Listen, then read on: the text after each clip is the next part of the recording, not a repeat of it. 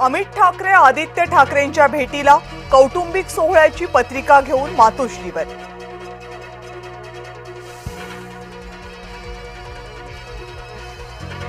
राज ठाकरे आणि उद्धव ठाकरेंकडून बाळासाहेबांना अभिवादन। स्मृतीस्थळावर 11 वर्षांनंतर ठाकरे बंधू एकत्र।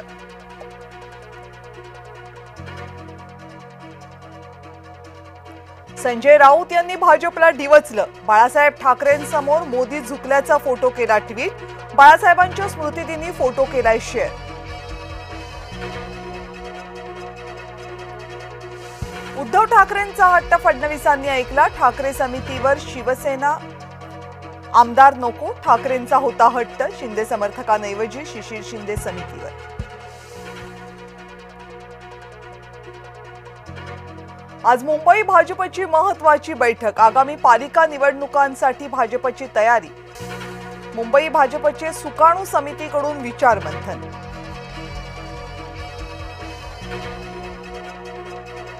नगरपंचायत आणि नगर परिषदांसाठी अर्ज भरण्याचा शेवटचा दिवस। अनेक ठिकाणी शक्ती प्रदर्शन आणि घोषणाबाजी।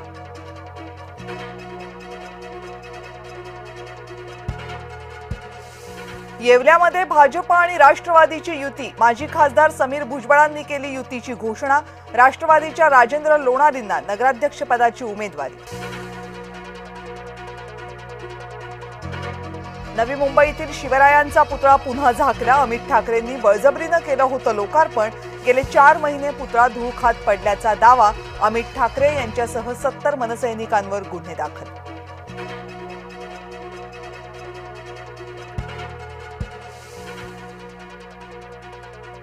पुण्यामध्ये हवेली तहसील कार्यालयातील शिवरायांचा पुतळा गायब। पुतळा गायब झाल्यानं शिवप्रेमी आक्रमक।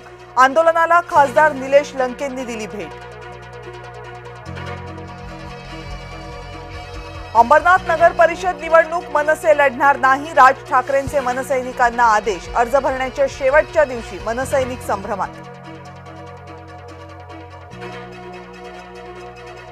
सुनील तटकरे आणि भरत गोगावलेंमध्ये कलगीतुरा। महाडमधल्या विकास कामांवरून आरोप प्रत्यारोप।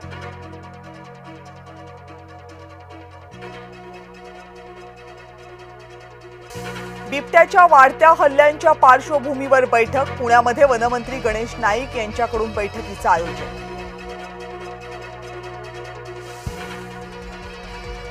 चिपळूणमध्ये भाजपत फूट। निष्ठावंतांना डावलल्यानं पदाधिकारी नाराज। जुन्यांना डावलून नौख्यांना तिकीट दिलं। परिमल भोसले यांचा गंभीर आरोप।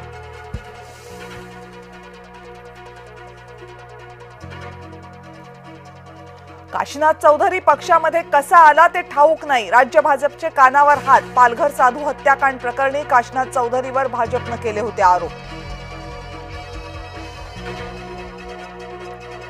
काशीनाथ चौधरींचा पक्षप्रवेश रद्द। संघ परिवारातील तीव्र नाराजीनंतर भाजपनं निर्णय फिरवला। पालघर साधू हत्याकांड प्रकरणी वादग्रस्त काशीनाथ चौधरी आला होता भाजपमध्ये। पार्थ पवार कथित जमीन गैरव्यवहार प्रकरणी आज अहवाल। मुठे समितीची चौकशी पूर्ण। अहवालातील मुद्द्यांकडे लक्ष।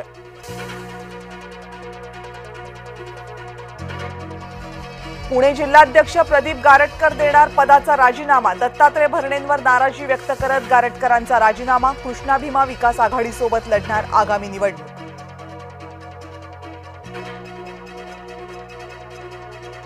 बांगलादेशच्या माजी पंतप्रधान शेख हसीना यांना मृत्यूदंडाची शिक्षा। बांगलादेशमधल्या हिंसाचारादरम्यान 1400हून अधिक हत्यांचा आरोप। आंतरराष्ट्रीय गुन्हे लवादानं सुनावली आहे शिक्षा।